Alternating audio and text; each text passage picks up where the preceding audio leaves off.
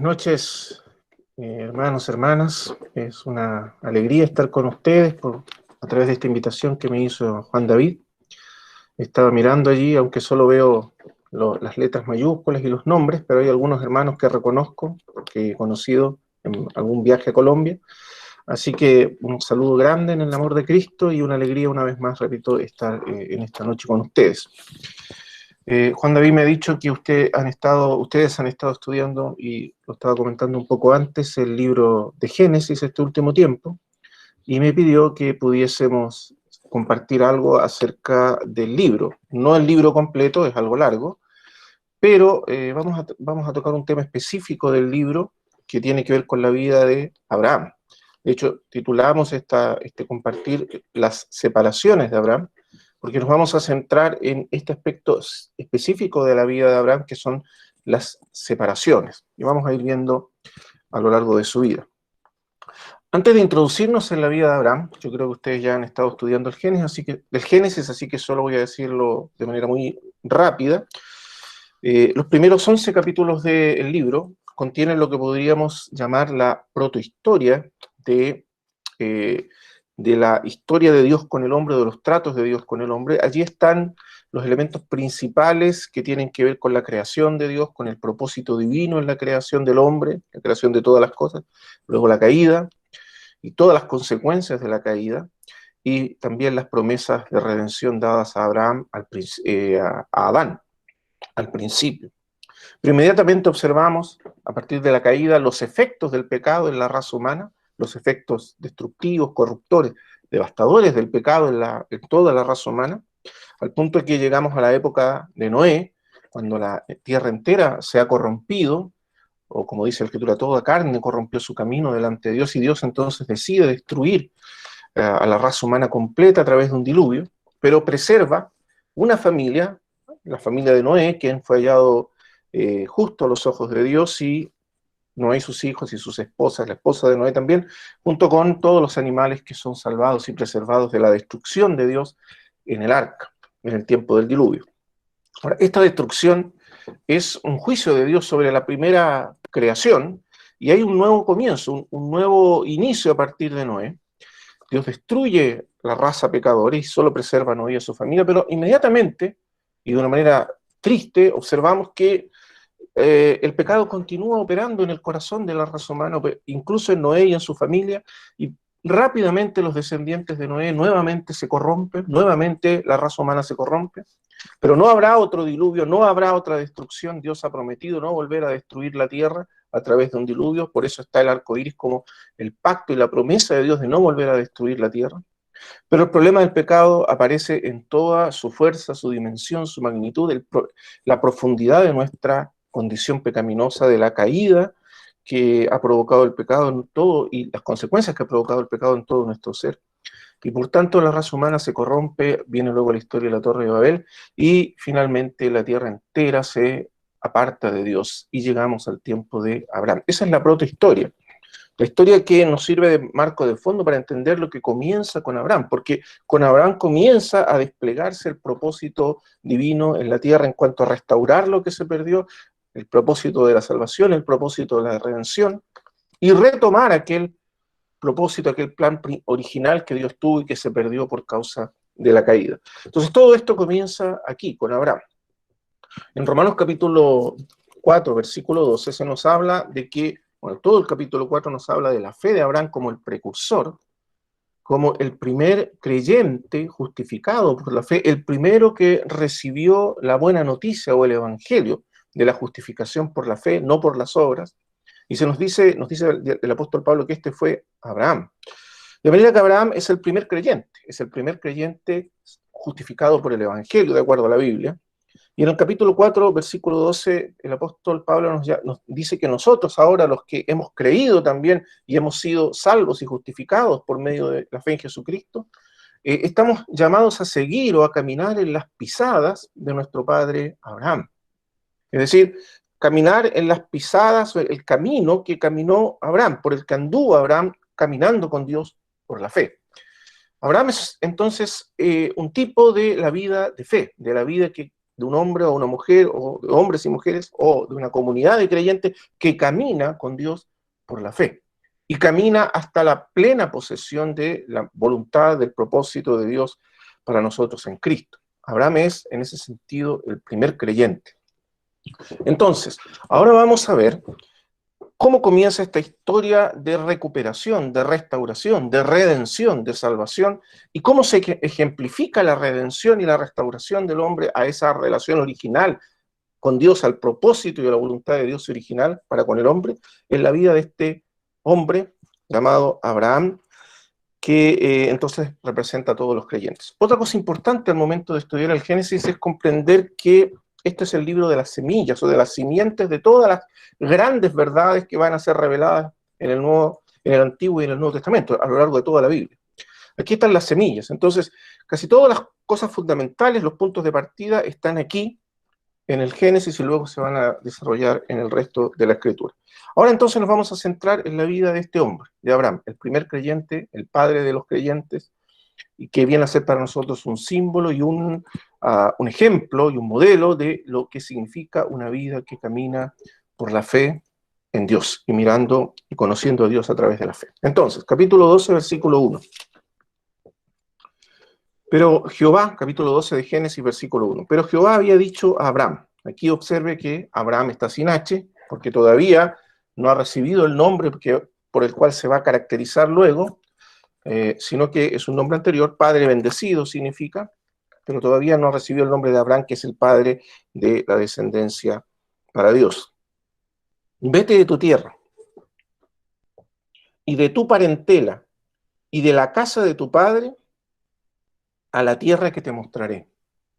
Y haré de ti una nación grande, y te bendeciré, y engrandeceré tu nombre, y serás bendición. Bendeciré a los que te bendijeren, y a los que te maldijeren maldeciré, y serán benditas en ti todas las familias de la tierra.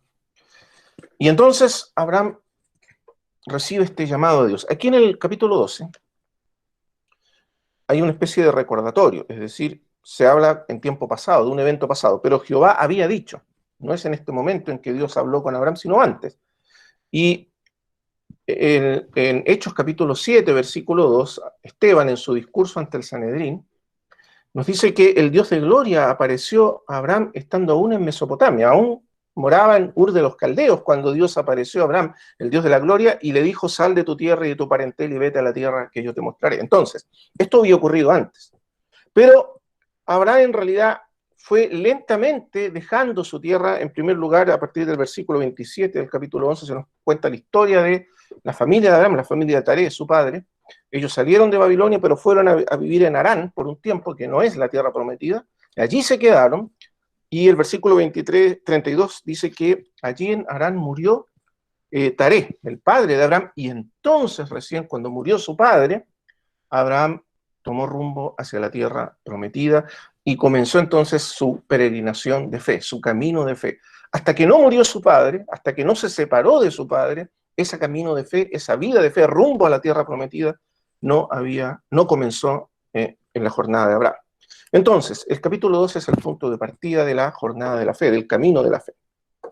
Dijimos que íbamos a estudiar la vida de Abraham en cuatro separaciones que corresponden a los 4 peldaños de la fe en que Abraham fue subiendo hasta llegar a un conocimiento íntimo, profundo y identificarse plenamente con el Dios de gloria que se le apareció en Mesopotamia.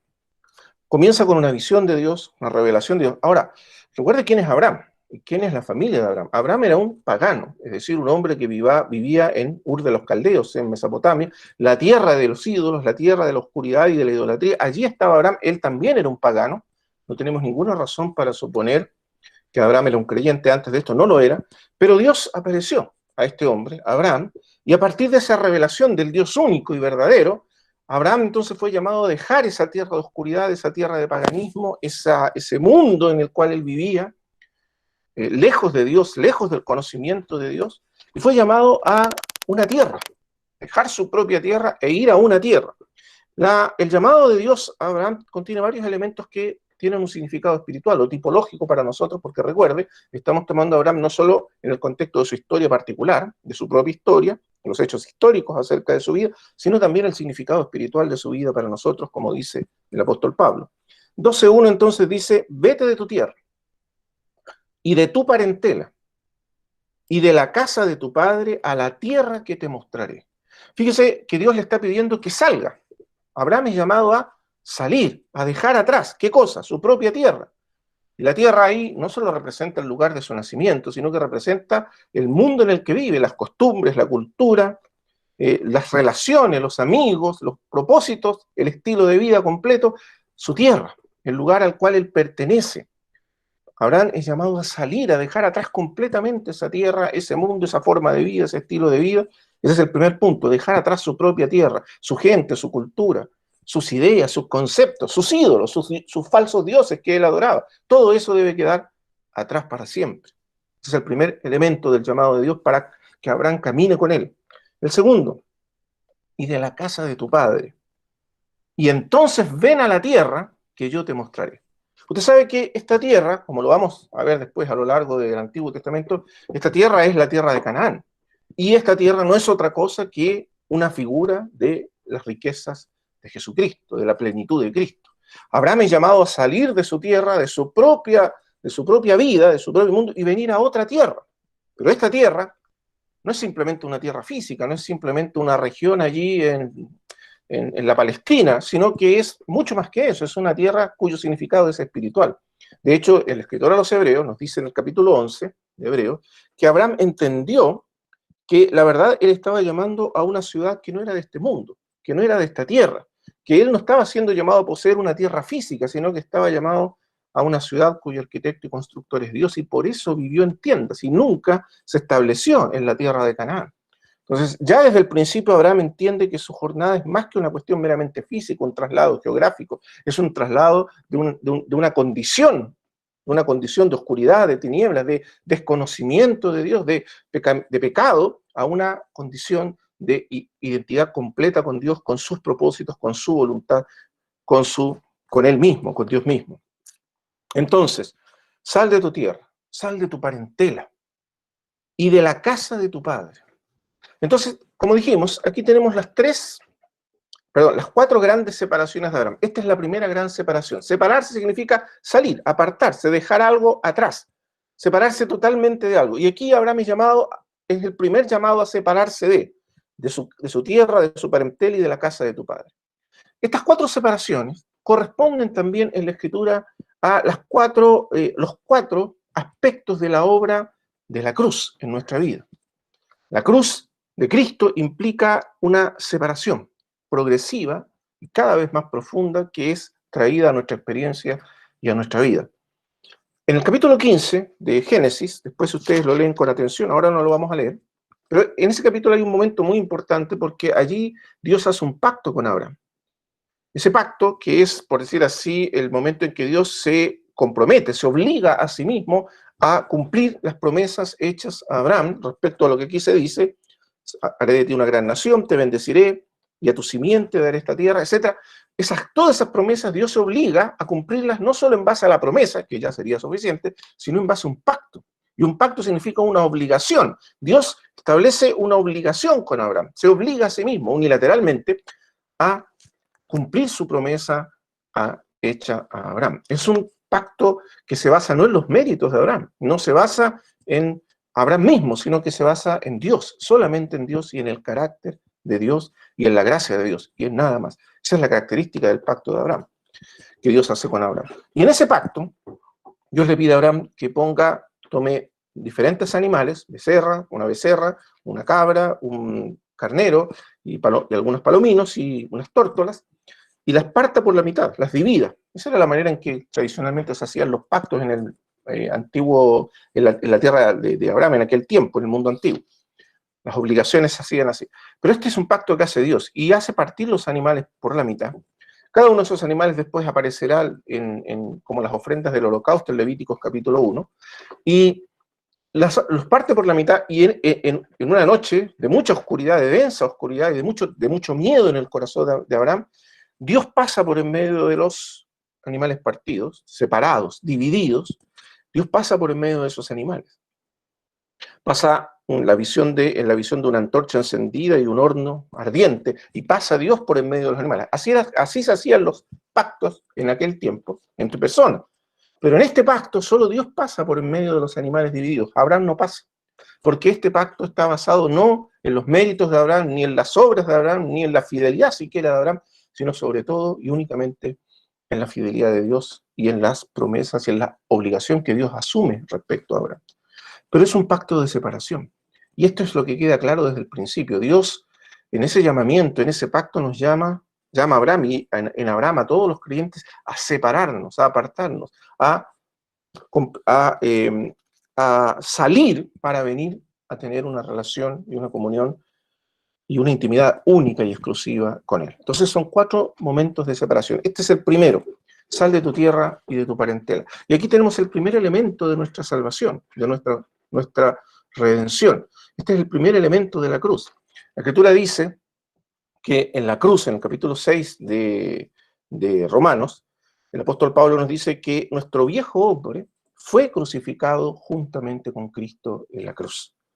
Y eso quiere decir que Adán, que es nuestra tierra de origen, nuestra patria, el lugar al que pertenecemos por nacimiento, por genética, por herencia, de esa primera relación nosotros somos separados por medio de la cruz de Jesucristo. Dios nos saca de Abraham, objetivamente, y nos coloca en Cristo. Eso está en el capítulo 5 de Romanos. Dios nos sacó de Abraham, nos sacó de esa vieja creación, de ese hombre caído y corrupto al cual todos nosotros pertenecimos. Nos sacó de Abraham y nos puso en Cristo.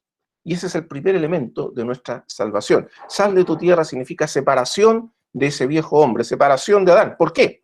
Porque recuerden, desde el capítulo 1 hasta el capítulo 11 tenemos el proceso de corrupción en que el pecado va corrompiendo inevitablemente toda la raza humana. Y aquí viene el principio de la redención, de la salvación. Y ese principio se ilustra en esto, en que es necesario salir de Adán. Adán cayó y en Adán todos mueren. Y por lo tanto, la única posibilidad de salvación es salir de Adán. Y este es el camino de salida que Dios provee en Jesucristo, por medio de la cruz de Jesucristo. Así como en la desobediencia de Adán todos fuimos constituidos pecadores, así en la obediencia de Cristo, en la justicia de Cristo, todos somos ahora, por medio de la fe en Él, constituidos justos. Y en ese acto, separados de Adán y puestos en Cristo. Esta es la primera gran separación con la cual comienza nuestra jornada de fe, nuestro caminar con el Señor. Hemos sido perdonados, rescatados, sacados de la antigua creación, libertados de nuestro Padre terrenal.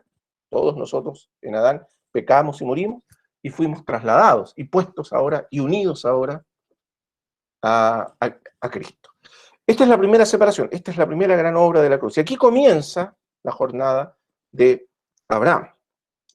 Dios entonces llama a Abraham a dejar su tierra, su parentela, hay una separación completa, y ahora Abraham está en camino a la tierra prometida. Ahora su lugar de pertenencia ya no es más ese mundo antiguo, su tierra, su parentela, su padre, sino ahora Cristo, la tierra prometida. Allá pertenece a Abraham.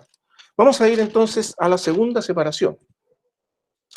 En el capítulo 13, bueno, antes un poquito, por favor lea conmigo el capítulo 12, versículo 4. Y se fue Abraham como Jehová le dijo. Obedeció, dejó su tierra, dejó su parentela. Ahora estamos en los eventos históricos. Dejó su tierra, dejó su parentela, se fue. Y finalmente, cuando murió su padre, entonces Abraham se fue rumbo a la tierra prometida. Pero vea lo que sigue. Y Lot fue con él. Ahora, Lot era su sobrino. ¿Por qué Lot fue con él? Esto tiene mucha importancia aquí, porque tiene que ver con lo siguiente. Observe un poquito antes, en el capítulo 11, versículo 30. Mas Sarai era estéril y no tenía hijo. Y tomó Taré a Abraham su hijo, y a Lot, hijo de Harán, hijo de su hijo, y a Sarai su nuera mujer de Abraham su hijo, y salió con ellos de Ur, de los caldeos, para ir a la tierra de Canaán. Entonces, parece que el propósito de Taré, que representa el viejo hombre, Taré es el viejo hombre, la vieja naturaleza, era ir con Abraham a la tierra prometida, pero por supuesto la vieja naturaleza no puede poseer las riquezas de Cristo. El viejo hombre tenía que morir, y Taré murió para que Abraham pudiese ahora sí entrar en la tierra prometida, que es la vida nueva en Cristo. Por lo tanto, Taré murió. Pero Abraham no tenía hijos porque Sara, su mujer, era estéril. Como no tenía hijos, en aquel tiempo el heredero tenía que ser una persona que ellos adoptaran, y en este caso su sobrino. ¿Por qué? Porque Lot, de acuerdo a la historia, si usted lee un poquito antes, el 28 dice, y murió Harán, el padre de Lot. Entonces, Abraham tenía un hermano llamado Harán, que murió joven, y quedó su sobrino Lot. Y Abraham, entonces, como no tenía hijos, lo adoptó como un hijo. Y literalmente Lot era su hijo y su heredero. Y por eso Abraham se fue con Lot a la tierra prometida, porque era su único hijo, era su heredero. Pero recuerde aquí, el propósito de Dios era que Abraham tuviese un hijo a través del cual se cumpliesen las promesas de Dios hechas a Abraham, pero tenía que ser un hijo nacido de Abraham, no un hijo que no perteneciese a la historia de Abraham y al camino de Abraham, y tenía que ser un hijo además que naciese por medio de la fe y del Espíritu, como va a decir luego, mucho tiempo después, por supuesto, el apóstol Pablo en Gálatas, un hijo nacido del Espíritu, o sea, un hijo que es producto de una operación divina en la vida de Abraham. Y Lot, por supuesto, pertenecía al pasado, a la vieja creación, al viejo orden del cual Abraham fue llamado a salir. Pero Abraham no tenía un hijo y por eso se llevó a Lot con él, como su heredero, como su hijo adoptivo. El problema es el siguiente, ve ahora el capítulo 13, vamos al capítulo 13, ahora Abraham llegó a la tierra prometida y Lot aún está con él. Y mira lo que dice. Versículo 13, capítulo 13, versículo 1. Subió pues Abraham de Egipto hacia el Negev, él y su mujer con todo lo que tenía, y con él Lot. Y Abraham era riquísimo en ganado, en plata y oro. Ahora vea el versículo 5. También Lot, que andaba con Abraham, tenía ovejas, vacas y tiendas. Los dos eran ricos, los dos tenían muchas posesiones, muchos bienes. Pero entonces el versículo 6 nos dice, y la tierra no era suficiente para que habitasen juntos, pues sus posesiones eran muchas y no podían morar en un mismo lugar.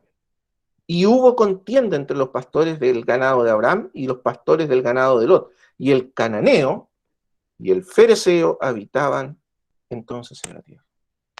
Observe que la primera separación, que es la separación que ocurre por medio de la salvación, de la redención, del perdón de nuestros pecados, es que nosotros somos sacados objetivamente de Adán y somos unidos a Cristo.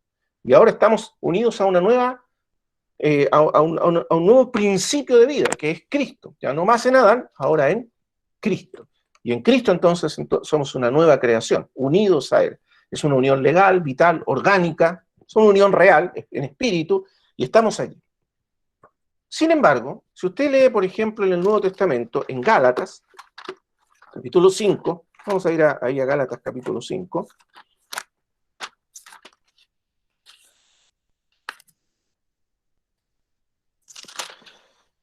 El versículo 16, un pasaje muy conocido, dice, digo pues andad en el espíritu y no satisfagáis los deseos de la carne. Porque el deseo de la carne es contra el espíritu y el del espíritu es contra la carne y estos se oponen entre sí para que no hagáis lo que quisierais. Y usted puede observar que lo que ocurre aquí es que hay dos principios que están en oposición, la carne y el espíritu. El principio del espíritu es el principio que opera en Cristo, la nueva vida. Nuestra nueva condición objetiva en la nueva creación que está en Cristo. Allí estamos nosotros y en Cristo opera la ley del espíritu de vida. Pero todavía queda en nosotros ese resto de la vieja creación que es nuestra carne. Nuestra carne con sus deseos, sus intenciones, con su inclinación hacia el pecado, todavía está con nosotros. Incluso después de que somos salvos, después que somos redimidos, regenerados, renovados, que se nos da la vida del Espíritu, que el Espíritu viene a vivir en nosotros y se convierte en un principio operativo nuevo, con nuevos deseos, nuevas inclinaciones, un nuevo poder, una nueva mente, un nuevo sentimiento, todo nuevo a partir de ese principio que está en nuestro espíritu, el Espíritu de Dios, que es la vida de Cristo por el Espíritu en nosotros, pero todavía en nosotros vive una parte de esa vieja naturaleza, en nuestros hábitos de pensamiento, en nuestros hábitos de conducta, en nuestros hábitos de sentimiento, en los hábitos de nuestro cuerpo inclusive. Todavía vive la carne, esa vieja creación, que fue crucificada con Cristo, pero todavía está en nosotros de manera residente.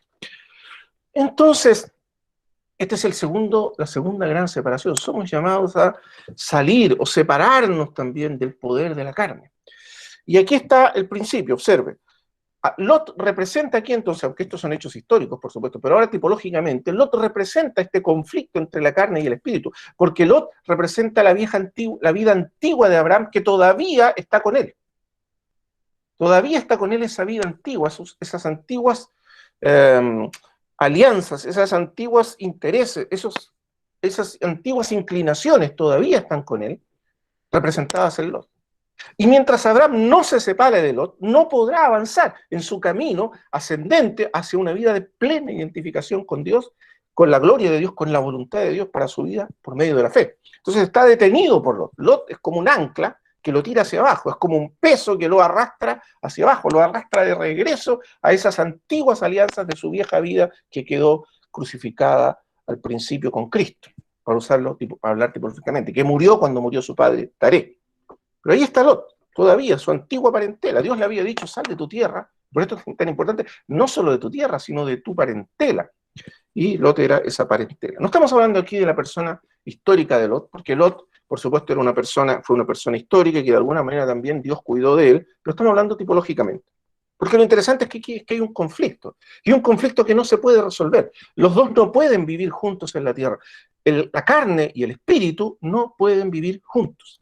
Aquí la carne representa ese conjunto de disposiciones, inclinaciones hacia la vieja vida, hacia el pecado, hacia los hábitos de la vieja vida que todavía persisten en nosotros, aún después de haber sido salvos por el Señor Jesús. Y tiene que ser tratada más profundamente por medio de la cruz. Como dice Gálatas, los que son de Cristo han crucificado a la carne con sus pasiones y deseos. Es decir, han hecho una separación radical entre ellos y esa vida de la carne que todavía puede permanecer en ellos. Entonces, aquí ocurre, veámosle la tipología de la historia de Abraham. No podían vivir los dos juntos. Había contienda, hay un conflicto que tiene que resolverse. Mientras no se resuelva, ese conflicto va a persistir y vamos a estar en una condición de tensión espiritual, de decadencia incluso en nuestra vida espiritual, y no vamos a poder avanzar en absoluto mientras no se resuelva el problema de la carne. Lot, la carne, tiene que salir, tiene que irse de nuestra vida. Y entonces observen, Abraham le dice, no haya pues altercado. Ahora, el 7 es muy interesante, entre paréntesis, antes que sigamos, hubo contienda entre los pastores de ganado de Abraham y los pastores de ganado de Lot, ahí está el conflicto, ¿no?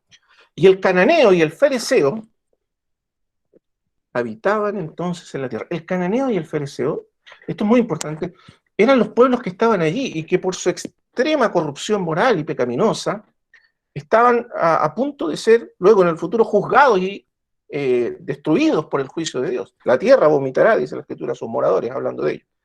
Entonces, el problema, dice la Escritura, es que la carne siempre es una puerta de entrada para que estos pecados, este mundo pecaminoso, incluso de las potestades malignas, accedan a nuestra vida. En la medida que la carne siga teniendo poder, actualidad, vigencia en nuestra vida, siga presente, actuando en nuestra vida, entonces el cananeo y el fereceo tendrán una puerta de entrada para entrar en nuestra vida y corromper nuestra vida. Aquí se refiere, ¿no es cierto?, al mundo, a los pecados y a los poderes demoníacos que operan en el mundo, en un sentido espiritual. Entonces Abraham toma una decisión radical, entiende que tiene que separarse. Ahora, observe, esto no es fácil para Abraham. En realidad es extremadamente difícil, porque significa dar un paso de fe adicional, ahora históricamente hablando, en el personaje histórico. ¿Por qué? Porque Lot era todo lo que él tenía. Abraham ya tenía cerca de 75 años cuando ocurre este evento. Por lo tanto, Abraham, al desprenderse de Lot, estaba dando un paso de fe gigantesco para apoyarse únicamente en las promesas de Dios. Ahora ya no estaba Lot, porque Lot era como una especie de plan B. Si falla el plan A, es decir, si la fe en Dios no resulta y no pasa nada, entonces siempre quedaba Lot para echar mano como el heredero en caso de que no pasara nada. Pero aquí Dios le dice, no, Abraham, ahora tiene que dar un paso adicional de fe y ir a una vida más alta, una vida de mucha mayor confianza y dependencia de Dios y deshacerse completamente de Lot. Y eso significa deshacerse de toda seguridad y certeza en la carne. Y Lot tiene que salir de su vida. Y con eso Abraham está poniéndose en manos exclusivamente de Dios y confiando su futuro y su herencia únicamente a las promesas y al poder de Dios. Por lo tanto, Lot se tiene que ir. Versículo 9. No está toda la tierra delante de ti, yo te ruego que te apartes de mí. Si fueres a la mano izquierda, yo iría a la derecha, y si tú a la derecha, yo iría a la izquierda. Una completa, radical separación de la carne. Eso es lo que hace Abraham. Entiende Abraham qué debe hacer. Si tú te vas para un lado, yo me voy para el otro, pero no caminaremos nunca más juntos. Y observa el versículo 11. Esta es la carne. Aquí queda retratada exactamente cómo es nuestra carne. Versículo 11. Entonces Lot escogió para sí toda la llanura del Jordán. Abraham le dio la posibilidad de elegir. ¿Y qué hizo Lot? Escogió la tierra prometida. ¿No? Porque la tierra prometida es una tierra donde se vive por fe, donde se camina no por lo que se ve con los ojos, ni lo que se percibe con los sentidos, sino que es lo que se percibe por la fe, al Dios invisible. Esa fue la herencia de Abraham. La ciudad que tiene fundamentos, cuyo arquitecto y constructor es Dios. Pero Lot, que es la carne, no veía esa ciudad. Él veía lo que estaba delante de sus ojos. ¿Y qué veía? Vio la llanura del Jordán, lo que hoy día es el Mar Muerto, y que en ese entonces no era el Mar Muerto, sino que era una tierra verde, fértil, atractiva, y decidió ir hacia esa región, descender de las alturas de la tierra de la prometida hacia los lugares bajos, donde se veía todo tan atractivo, la atracción del mundo. La carne siempre, siempre nos llevará al mundo, siempre se sentirá atraída por las cosas del mundo. Y esto hizo él. Y el versículo 12 dice, Abraham acampó en la tierra de Canaán, se quedó en las alturas, en el lugar donde Dios nos puso, en las alturas de la tierra de Canaán, en Cristo. Allí se quedó Abraham, pero Lot habitó en las ciudades de la llanura y fue poniendo sus tiendas hasta Sodoma. Observen con atención aquí la tragedia de la vida de Lot. La carne nos lleva tarde o temprano, lentamente, paso a paso, hacia la corrupción y la muerte. Sodoma, como dice y Gomorra, el versículo 13, más los hombres de Sodoma eran malos y pecadores contra Jehová en gran manera. El mundo, el pecado, la perversión, la corrupción, una ciudad destinada a la destrucción por Dios, una ciudad bajo la maldición de Dios, pero lentamente la carne siempre nos llevará, a veces de una manera casi imperceptible, un pasito acá, cedemos un poco allá, dejamos un poquito aquí la puerta abierta y sin darnos cuenta estaremos ya atrapados y encadenados en Sodoma. Esa fue la historia triste y trágica de Lot y todo lo que vino después, porque no solo él después Dios lo salvó de la destrucción de Sodoma y Gomorra, pero la tragedia de su vida, la tragedia de su familia, lo que vino después, el incesto con sus hijas, en fin, una tragedia tras otra. ¿Por qué? Porque dejó que el mundo se apoderara de él. Y eso es siempre lo que la carne produce como efecto en nuestra vida. Por eso es de radical, de fundamental importancia que la carne salga de nosotros, que pierda ese poder de control de nuestra vida, que se separe de nosotros. Y esa es la obra de la cruz. La cruz nos enseña que nuestra carne fue crucificada y por tanto, por el poder del Espíritu, hacemos morir las obras de la carne y vivimos para Dios. Ese es el segundo elemento de la cruz, la separación de la carne. No vamos a avanzar más, solo quiero decir que inmediatamente usted ve que una vez que él se separa de Lot, Dios le reitera su promesa, Dios vuelve a aparecer, hay un paso adelante, Abraham es llevado a una esfera más alta, de mayor intimidad, de mayor comunión con Dios. Una vez que la carne pierde ese poder controlador sobre nuestra vida, automáticamente somos promovidos a una esfera más amplia, de mayor participación en la voluntad de Dios, en el corazón de Dios, en la mente de Dios.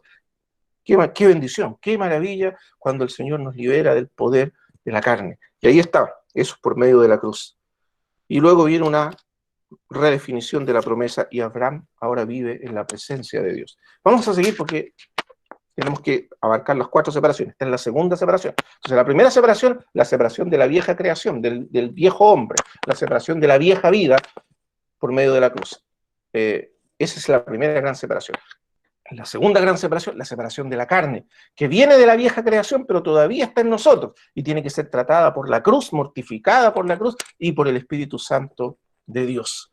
Y esa es la segunda gran separación que se necesita en nuestro caminar con Dios, como subiendo a una vida de mayor identidad y de mayor comunión y de mayor percepción y entendimiento de la voluntad de Dios a través de estos pasos de fe. La tercera gran separación ocurre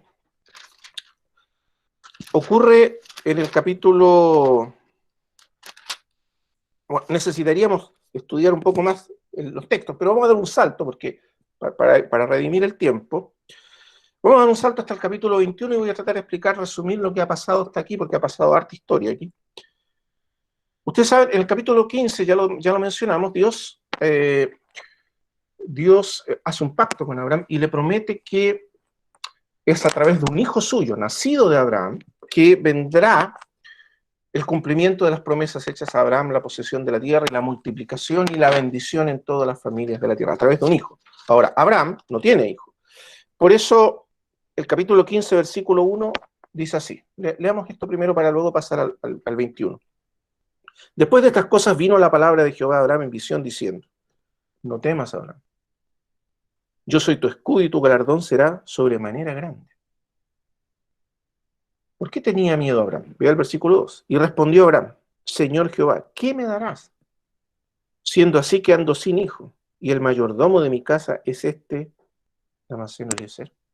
Abraham le dice, Señor, ¿cómo vas a cumplir tu promesa? Ya ha pasado tanto tiempo, han pasado muchos años desde que él salió de la tierra de Mesopotamia y vino a la tierra prometida. Pasaron muchos años y Dios todavía no ha cumplido su promesa. Abraham le dice, ya no está Lot, ya no tengo un sobrino de mi propia sangre, por decirlo así, para que sea mi heredero, por lo tanto ya no tengo un hijo en ese sentido, y no tengo nada. Y lo único que tengo es este Damaseno Eliezer, que era el mayordomo de su casa y que de acuerdo a la ley de aquel tiempo, debía ser el heredero legítimo de sus bienes si Abraham moría sin hijos. Por lo tanto, le dice, y más encima si me muero ahora, mi heredero es un siervo de mi casa, ni siquiera es un hijo mío. Por eso le dice Dios, no temas, porque estos eran los temores y las angustias que había en el corazón de Abraham. Pero Dios le dice, no, un hijo tuyo te heredará, un hijo nacido de ti. Y allí entonces se dice que Abraham le creyó a Dios y le fue contado por justicia. Y se convirtió en el padre de los creyentes, en el primer hombre justificado por la fe. Creyó Abraham a Dios y le fue contado por justicia, cuando creyó estas palabras. Y entonces viene el pacto. Sin embargo, la fe de Abraham aún es vacilante. Aún no es una fe que ha sido perfeccionada. Tiene que ser perfeccionada esa fe, porque Abraham tiene que ir a un estadio mucho más profundo y de mucha mayor amplitud en su relación con Dios y en su participación en la voluntad de Dios. Entonces el 16 dice, 16:1, Sarai, su mujer de Abraham, no le daba hijos. Recuerde que Sarai era estéril. Y ella tenía una sierva egipcia que se llamaba Agar. Dijo entonces Sarai a Abraham, ya ves que Jehová me ha hecho estéril, te ruego pues que te llegues a mi sierva, quizás tendré hijos de ella. Y atendió Abraham el ruego de Sarai. Y Sarai, mujer de Abraham, tomó a Agar su sierva egipcia, al cabo de 10 años que había habitado Abraham en la tierra de Canaán, y la dio por mujer a Abraham su marido. Y él se llegó a Agar, la cual concibió, y cuando vio que había concebido, miraba con desprecio a su señora. ¿Qué ocurrió aquí? Aquí ocurrió otra vez estas costumbres que venían del pasado, entraron de nuevo en escena, porque la costumbre de aquel tiempo era que si una mujer era estéril, podía tener un hijo con, el marido de ella podía tener un hijo con su sierva, con su esclava, y ese hijo sería considerado no hijo de la esclava, de la sierva, sino hijo de la señora, de la ama. Y entonces Sarai dice, bueno, vamos a resolver esto así, ya que parece que Dios no lo va a hacer, porque yo soy estéril, yo soy vieja, tú también estás viejo, Abraham, hagámoslo así. Esto debe ser lo que Dios quiso decir. Por lo tanto, echan mano de esta costumbre de aquel tiempo y deciden tener un hijo a través de la sierva de Sara, o Sarai en ese tiempo, Agar. ¿Qué representa esto? Cuando leemos en el Nuevo Testamento, se nos dice que Ismael era el hijo nacido según la carne, mientras que Isaac fue el hijo de Abraham nacido según el Espíritu. Observa ahora, vamos a ir al 21, versículo 8. Después que nace Isaac, y creció el niño y fue destetado, e hizo Abraham gran banquete el día que fue destetado Isaac. Y vio Sara que el hijo de Agar, la egipcia, el cual le había dado a luz a Abraham, se burlaba de su hijo Isaac. Por tanto dijo a Abraham, echa a esta sierva y a su hijo, porque el hijo de esta sierva no ha de heredar con Isaac mi hijo. Este dicho pareció grave en gran manera a Abraham a causa de su hijo, Ismael, el primer hijo. Entonces dijo Dios a Abraham, no te parezca grave a causa del muchacho y de tu sierva, en todo lo que te dijere Sara, oye su voz, porque en Isaac le será llamada descendencia. Entonces, ¿Qué ocurrió aquí? Sara y Abraham encuentran una manera de hacer ellos el trabajo de Dios. Ya que parece que Dios no está respondiendo, o quizás pensaron que Dios quería que ellos hicieran cargo del trabajo de Dios en sus vidas. Y ellos entonces, a partir de su propio esfuerzo, de su propia capacidad, de sus propias ideas, su propio ingenio, resuelven el problema de Dios, entre comillas, y tienen un hijo. Y ese hijo a través de la sierva de Sara, Agar. Y ese hijo es Ismael. Pero la Escritura dice que ese es el hijo que nació según la carne. ¿Qué quiere decir eso? Aquí la carne toma un significado diferente al que tiene cuando hablamos de Lot. El Lot significa todos aquellos hábitos que están asociados a las tendencias pecaminosas del pasado. Esa es la carne, que ama el mundo, que se siente atraída por el mundo, que se siente atraída por la vieja creación, que quedó crucificada en Cristo, en Adán, cuando Adán fue crucificado en Cristo. Pero esto es distinto. Esta carne de la que se habla aquí, que nació según la carne, se refiere a las capacidades humanas, a la naturaleza humana con todas sus capacidades, su inteligencia, su imaginación, su inventiva. Se refiere a que cuántas veces los hijos de Dios tratamos de hacer la obra y hacemos la llamada obra de Dios en nuestras propias fuerzas, en nuestra propia capacidad. Es aquello que nosotros hacemos a partir de nosotros mismos para Dios. La carne, en este sentido, es la naturaleza humana, con todas sus habilidades, capacidades, sus buenas intenciones. Y esto es lo que está ocurriendo aquí. ¿Cuánto de la así llamada obra de Dios hoy en la cristiandad, en las iglesias cristianas, no es más que la actividad y es el resultado de la actividad, de la capacidad, de la habilidad meramente humana? Pero la Escritura dice que estas obras que surgen de nuestra propia capacidad y que incluso hacemos para Dios, no son aceptables por Dios. Echa a la esclava y a su hijo. Es decir, todo lo que viene de nuestra carne, por muy bueno, recuerda, aquí ya no hablamos más de la carne como esa inclinación hacia el mundo y hacia el pecado, sino de la carne como nuestra habilidad humana, nuestra inteligencia, nuestras capacidades. Todo lo que surge de nosotros y que viene solo de nosotros no es útil ni aceptable en la obra de Dios. Hermanos amados, la obra de Dios no es la obra que nosotros hacemos para Dios, sino la obra que Dios hace para nosotros y a través de nosotros. Nada que no tiene su origen en Dios, que no surge primero en Dios, que no viene y que no se produce en nosotros por la actividad divina, por el poder de Dios, puede ser aceptable a los ojos de Dios. Entonces, lo que viene de nosotros mismos, por muy bueno, por muy útil, por muy excelente que nos parezca, no es aceptable y tiene que ser separado de nosotros, tiene que ser excluido. Y este es el ejemplo entonces que está demostrado, o el principio de separación que está demostrado ahora en Ismael. Ismael es el fruto de la vida humana, de la carne, de la habilidad humana, de la capacidad humana de Abraham.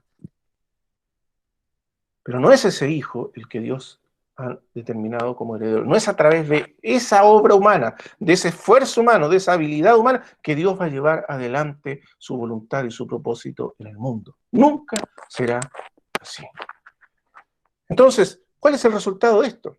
Que cuando nace ahora sí el hijo de la promesa, el hijo que viene de Dios por medio de la fe, por una intervención divina, por una intervención milagrosa de Dios, sin nuestra carne, sin nuestra habilidad humana. Cuando Abraham y Sara, dice Pablo, estaban casi muertos, es decir, literalmente eran tan viejos que estaban con un pie más en la tumba que en este mundo, en ese momento Dios intervino para que Sara, que era estéril, que no podía tener hijos y que ya era demasiado vieja para tener hijos, y Abraham, que estaba más o menos en la misma situación, tuviesen un hijo llamado Isaac.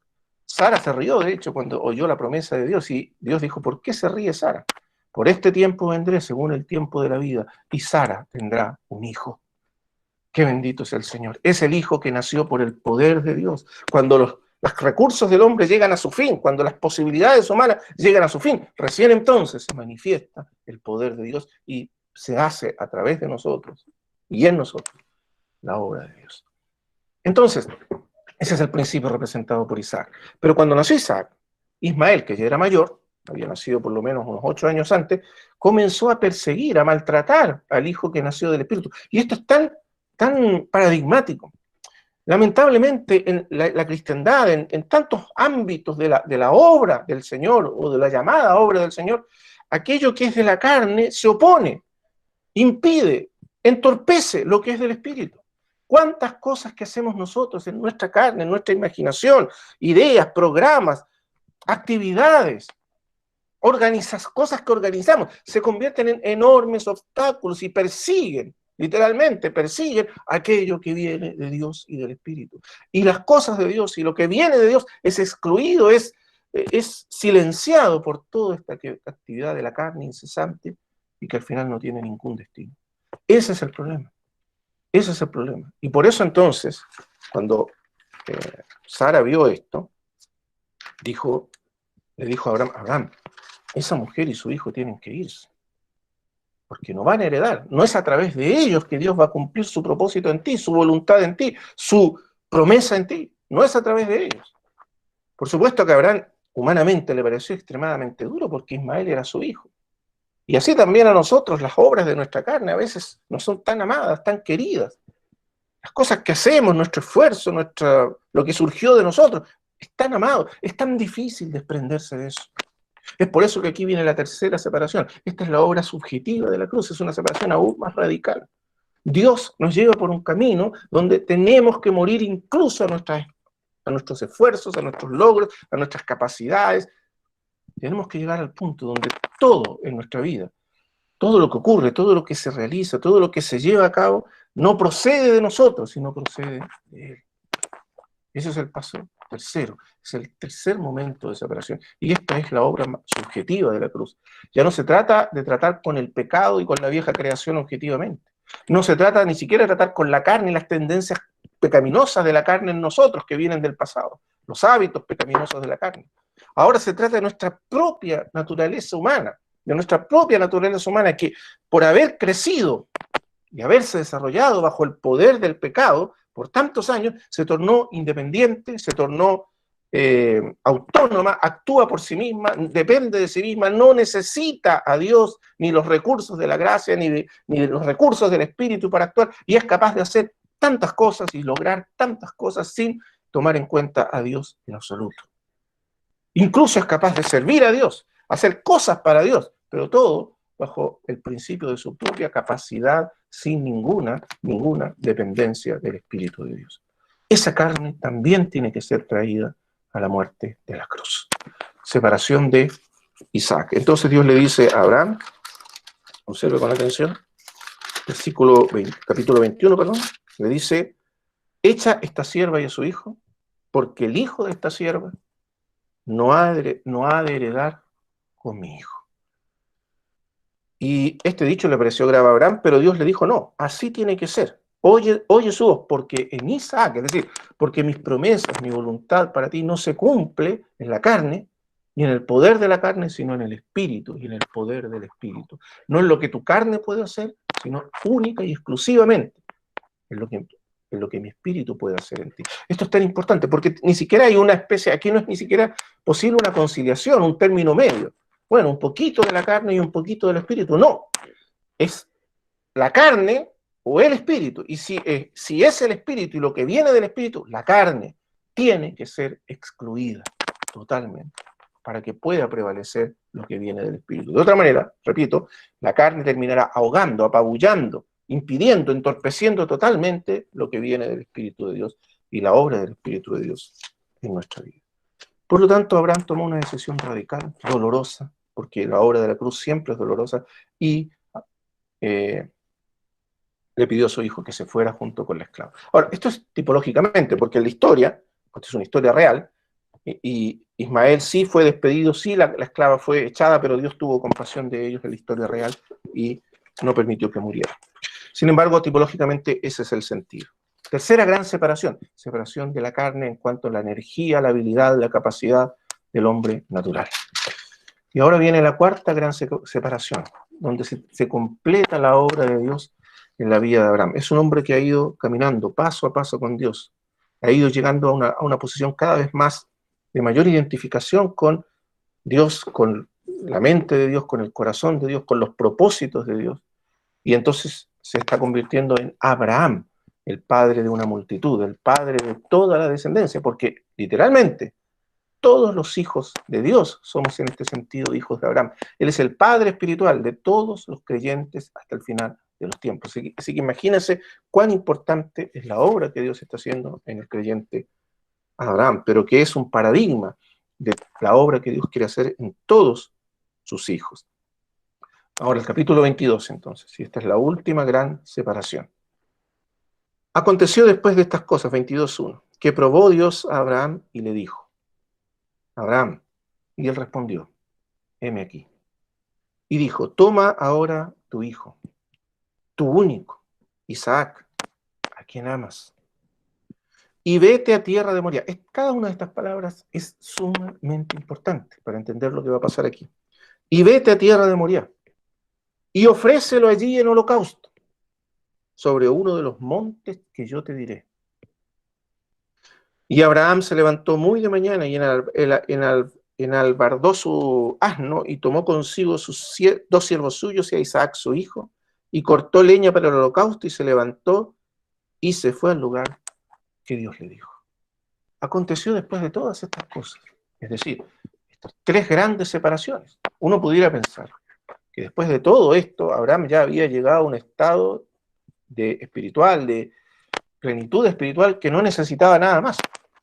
Pero sí, aún era necesario un paso más para llegar a ser efectivamente el hombre que Dios quería que él fuese, delante de él y con él.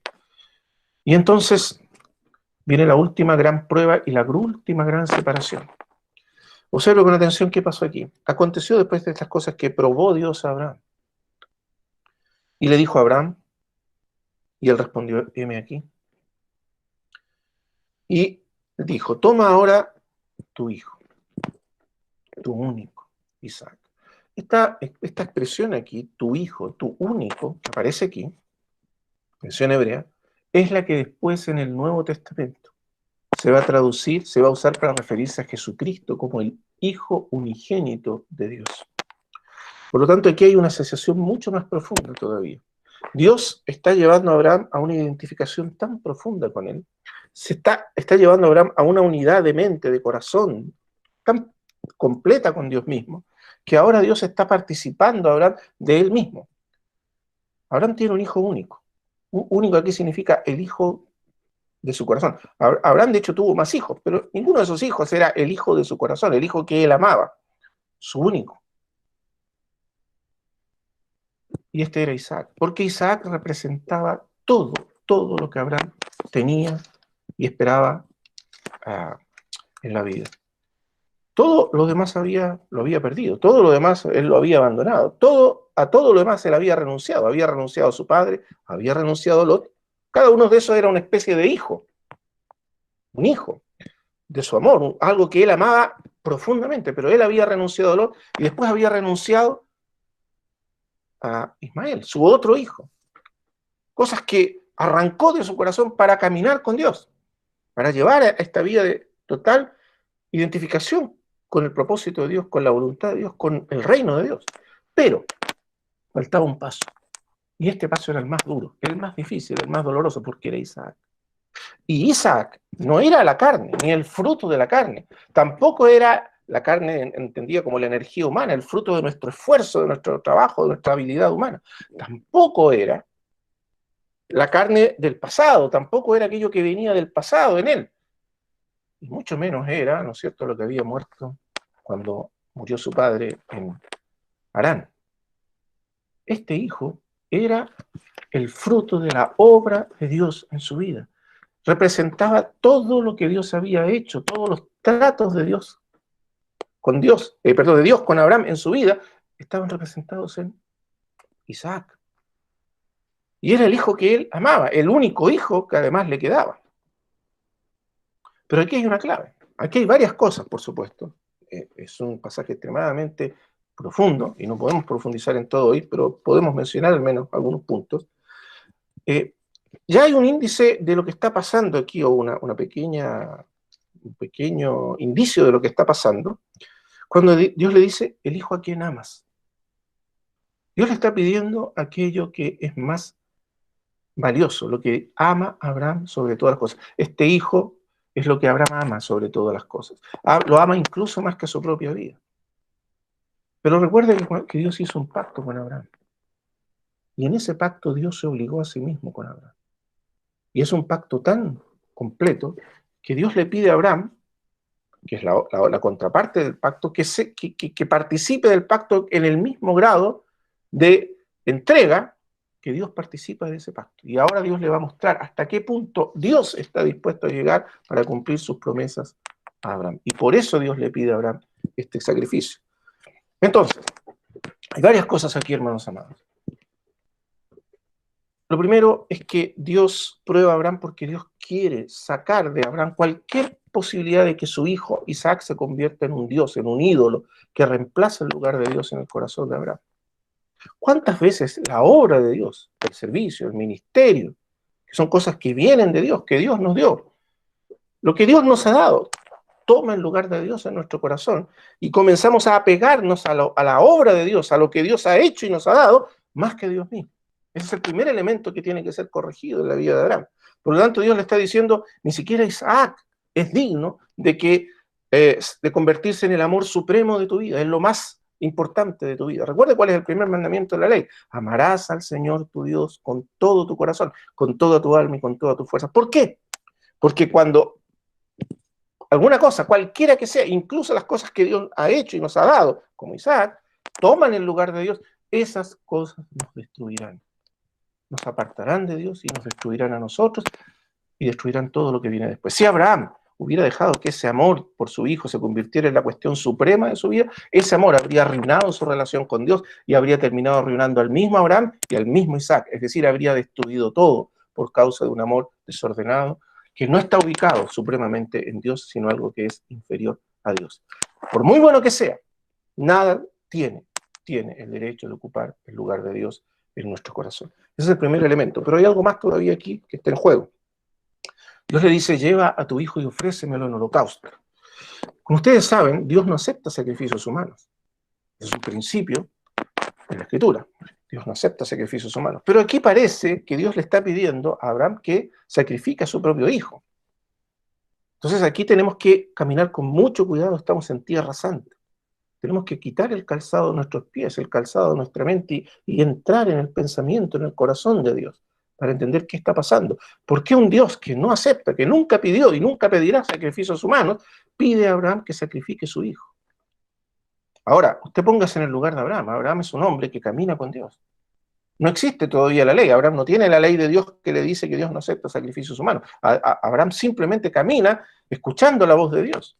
Y el Dios al cual él ha amado, ha servido, con el cual ha caminado durante tantos y tantos años, de pronto le dice de manera indiscutible que tome a su hijo y lo ofrezca en sacrificio en el monte Moria. Y Abraham, observe lo que ocurre, no dice nada, simplemente calla. No sabemos lo que sintió Abraham, pero seguramente la petición de Dios rasgó su corazón, partió su corazón. Le estaba pidiendo que sacrificara aquello que era toda su vida. Todo el resultado de su vida estaba allí en Isaac.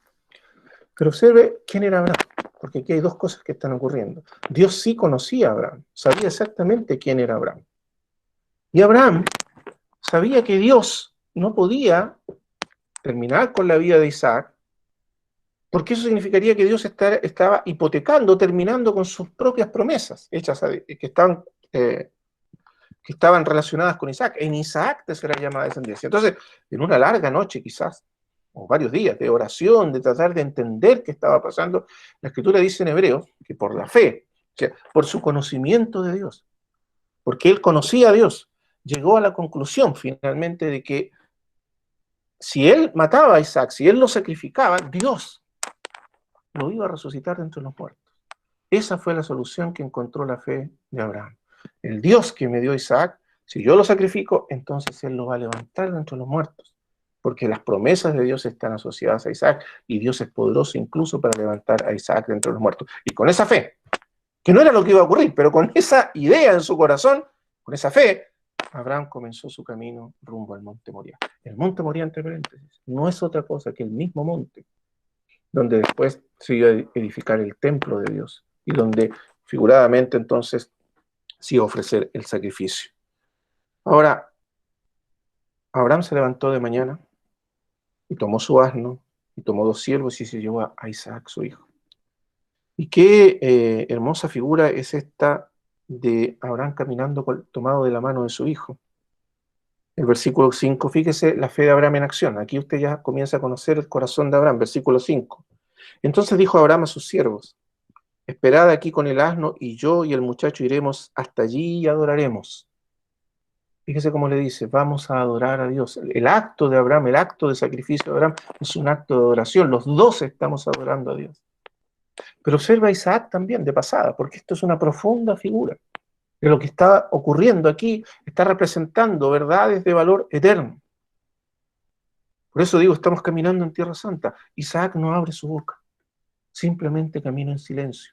Tomado de la mano de su padre, se va hacia el lugar del sacrificio y sin decir ninguna palabra, acepta el destino que su padre Abraham ha determinado para él.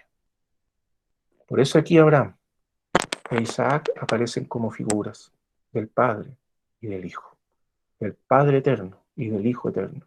Abraham en este camino de fe ha llegado a caminar de tal manera con Dios que su vida, la de él y la de su hijo, se tornan una figura de la vida del Padre y del Hijo, del Padre mismo y del Hijo Jesucristo. Entonces, camina de la mano en silencio con su hijo, y su hijo va confiado, tomado de la mano hacia el destino que su padre ha determinado para él. ¿Te recuerda cómo dijo el Señor Jesús? La copa que el Padre me ha dado, le dijo a Pedro, no la he de beber. Y entonces Isaac, completamente entregado al destino que su padre Abraham eligió para él. Entonces el 7 dice, habló Isaac a Abraham su padre y dijo, Padre mío, y él respondió, heme aquí, hijo mío. Y él dijo, he aquí el fuego y la leña, mas ¿dónde está el cordero para el holocausto? Y respondió Abraham, Dios se proveerá del cordero. Otra vez la fe de Abraham en acción. Cada frase de Abraham aquí tiene un valor que va a trascender a Abraham, va a trascender el tiempo y la historia. Porque cada una de estas frases apunta hacia el Calvario, apunta hacia el Cordero de Dios que quitó el pecado del mundo. Cada una de las acciones de Abraham, cuando toma a su hijo, camina con él rumbo al monte para ofrecerle un sacrificio. En cada una de esas acciones, en cada una de sus palabras, Abraham está tipificando a Dios el Padre y a su Hijo Jesucristo. ¡Qué cosa maravillosa! Esta es la fe de Abraham, que lo llevó a identificarse de esta manera con Dios el Padre y con su Hijo Jesús, en su Hijo Isaac. Entonces le dice, Dios se proveerá del cordero. Abraham sabe y dice, no sé, Dios me dijo que, no le dice a su hijo, por supuesto, él sabe que tiene que ofrecer a su hijo, pero él sabe que Dios es el Dios que salva y que el que puede salvar a su hijo es el mismo Dios que lo pidió en sacrificio. La vida de su hijo está en manos de Dios y Dios proveerá una salida, un redentor, un salvador para su hijo. Entonces, continúa el camino. Vea, todo este es un camino de fe. En cada paso que Abraham da, está caminando como quien es el Padre de la fe, quien camina mirando al invisible, no solo mirándolo, sino que entendiendo la mente de Dios, porque de eso se trata. Usted observe a dónde ha llegado Abraham. Es capaz de caminar y pensar con la mente de Cristo, con la mente del Padre. Y en cada una de esas acciones, él refleja la mente divina. Entonces, finalmente, armó el sacrificio, puso la leña. Imagínense cómo el corazón de Abraham sentía en ese momento, no lo sabemos, pero imagínense el acto de fe que está haciendo para Dios, y puso el niño sobre la leña, lo ató como un sacrificio, lo entregó, renunció a su hijo. El amor de Abraham por Dios, o Dios para Abraham, era más importante aún que su propio hijo, y esta era la prueba que Abraham, a la cual estaba siendo expuesto, y en ese acto él renunció a su hijo para que el amor supremo de su vida no fuese ni siquiera su hijo, sino el Dios que le había dado a su hijo, y había creado a Isaac para él, o producido a Isaac para él, lo puso sobre la leña y extendió su mano. Aquí la figura hebrea es muy potente porque la idea es que Abraham levantó la mano con el cuchillo para descargarla sobre su hijo, sobre el corazón de su hijo. Y cuando levantó la mano, el ángel de Jehová le dio voces del cielo. Y la idea en el texto hebreo no solo que le dio voces, sino que de alguna manera el ángel tomó la mano de Abraham. El ángel de Jehová, que nosotros, que el mismo, que es una teofanía del mismo Señor Jesucristo. Y dijo, Abraham, Abraham. Y él respondió, heme aquí. Y dijo, no extiendas tu mano sobre el muchacho, ni le hagas nada, porque ya conozco que temes a Dios, por cuanto no me rehusaste tu hijo, tu único. Este es el primer propósito de Dios con Abraham en esta prueba tan terrible. Abraham, ahora sé que el lugar central de tu corazón no le pertenece ni siquiera a Isaac, sino que me pertenece a mí. Por supuesto que Dios se lo sabía, pero era necesario que eso se revelara, que se manifestara que el supremo amor de Abraham no era Isaac, sino Dios mismo. Porque esta es la única manera de caminar con Dios y conocer a Dios. Pero no era solo eso, este era el primer elemento. No me rehusaste tu hijo, tu único. Y otra vez la misma expresión, observe, porque esto es muy importante. Tu único, Dios enfatiza mucho esto, tu único hijo, el hijo al que tú amas. No me lo rehusaste, no lo negaste, pero Dios no permite que ese hijo muera. Porque el propósito de Dios no es que su hijo muera. El propósito de Dios era que Abraham renunciara a su hijo para que el amor supremo de su corazón fuera Dios. Eso en primer lugar. Pero hay un paso adicional. Porque Abraham tiene que convertirse en el padre de una descendencia como las estrellas del cielo y como la arena del mar. ¿Y cómo podría Abraham convertirse en aquel de quien van a descender una multitud tan grande como las estrellas del cielo y la arena del mar?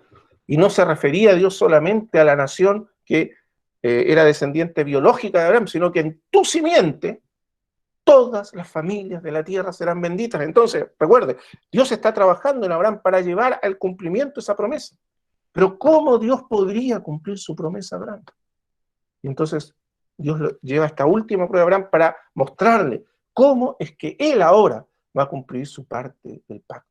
La parte de Abraham era entregar a su hijo, pero Dios no permite que ese hijo muera, porque Dios no requiere del sacrificio de ningún hombre ni de nada para estar a nuestra disposición. Es al contrario, Dios provee el cordero que nos rescata y nos redime y nos hace estar delante de él. Pero observe, y nos salva.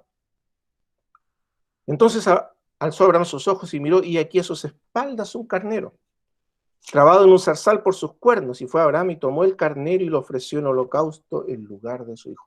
De manera que Dios salvó al hijo de Abraham, salvó a Isaac, y salvó a toda la descendencia, porque si moría Abraham, Isaac, por supuesto, toda la descendencia de Isaac moría, pero toda la descendencia de Isaac, tanto la descendencia física como la descendencia espiritual en la fe, fue salvada por un cordero que Dios proveyó.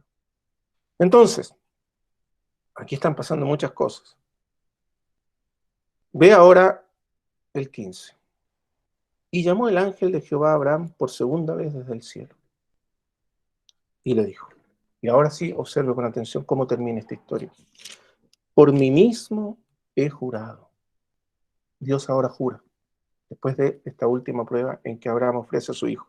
Por mí mismo he jurado, dice Jehová, que por cuanto has hecho esto, y no me has rehusado tu hijo, tu único, vuelvo a repetir esa frase que es muy importante, de cierto te bendeciré y multiplicaré tu descendencia como las estrellas del cielo y como la arena que está a la orilla del mar.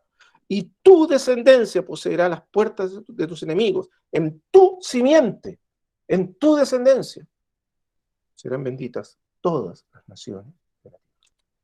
Ahora, la gran pregunta, hermanos, ¿cuál es la parte de Dios? ¿Qué tuvo que hacer Dios para cumplir su promesa a Abraham? ¿Sabe lo que tuvo que hacer? Un día Abraham tomó a su hijo, su amado hijo, el hijo de su corazón, y porque Dios se lo pidió, estuvo dispuesto a entregarlo en sacrificio, para que su parte de su pacto con Dios se cumpliera. Pero Dios no aceptó ese sacrificio, porque Dios no requiere ningún sacrificio humano para amarnos y para ser favorable a nosotros. Él mismo proveyó el sacrificio, que salvó a Abraham, salvó a Isaac y salvó a toda la descendencia de Abraham, porque así es nuestro Dios. Pero ahora Dios jura, y Dios le está diciendo, para cumplir mi promesa. Yo también tendré que hacer algo como tú. Y un día también el Padre tendría que tomar a su Hijo unigénito y llevarlo al monte del sacrificio y ofrecerlo. Pero esa vez ninguna mano detendría el puñal, ninguna mano detendría los clavos, y su Hijo sí moriría, y sí sería clavado, y sí sería sacrificado, para que Abraham y todos nosotros que somos hijos de Abraham pudiésemos ser salvos y redimidos eternamente. Ese es el pacto de Dios con Abraham. Abraham hizo su parte, pequeña, pero la parte de Dios era la más grande. Entonces usted observa por qué Abraham llegó a ser tipo de los creyentes y a la vez llegó a ser también tipo de Dios el Padre. Porque en los actos de Abraham, Dios le mostró a Abraham qué iba a hacer Dios mismo para cumplir su parte del pacto. Un Dios que estuvo dispuesto. Dios le dijo, Abraham, tú estuviste dispuesto a dar tu único hijo. Yo también voy a dar mi hijo, pero mi hijo va a morir. Y va a morir para que yo un día pueda bendecir a través de ti y salvar a través de ti a todas las familias de la tierra. Ese es el pacto final de Dios con Abraham. Y aquí se cumplen las promesas de Dios. Abraham. Entonces usted tiene las 4 grandes separaciones. Primera separación de Adán. Segunda separación de la carne con sus hábitos pecaminosos y tendencias pecaminosas. Después, tercera separación, la naturaleza humana, la carne en el sentido de lo bueno, la habilidad, la capacidad, la energía puramente humana. Y en cuarto lugar, ya no es la carne.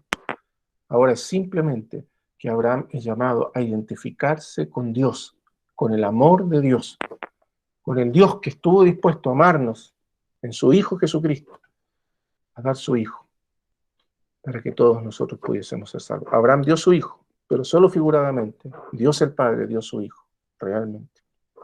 Y no hubo perdón para su Hijo. Y no hubo quien lo redimiera de la muerte, para que con esa muerte, porque Él era el verdadero Cordero, por el cual Dios rescataba y rescataría al mundo. Y cumpliría la promesa a Abraham de que en tu simiente, que es el mismo Cristo, serán benditas todas las naciones de la tierra.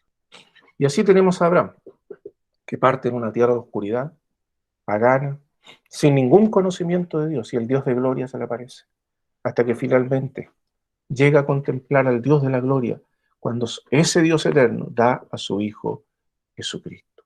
Abraham, dijo el Señor, se gozó porque había de ver mi día, y lo vio mi día, dice, y por eso se murió. ¿Sabe cuándo fue que Abraham vio el día de Cristo? Cuando él entregó a su hijo en sacrificio, y Dios perdonó a su hijo, pero él entendió que un día el propio Padre daría a su único hijo, que él ama, para que Abraham y todos nosotros fuésemos salvos eternamente.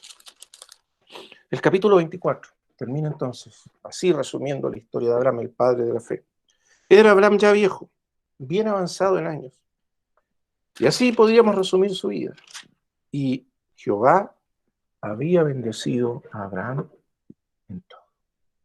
Hermanos amados, este es el camino de la fe, este es el camino de la cruz, ese camino de separación, que puede ser doloroso, que trae dolor a nuestra vida, pero el propósito de Dios es llevarnos a una tierra de plenitud, a una vida de plenitud, de plena posesión de todos lo que Él preparó para nosotros en Cristo, de las riquezas insondables de Cristo.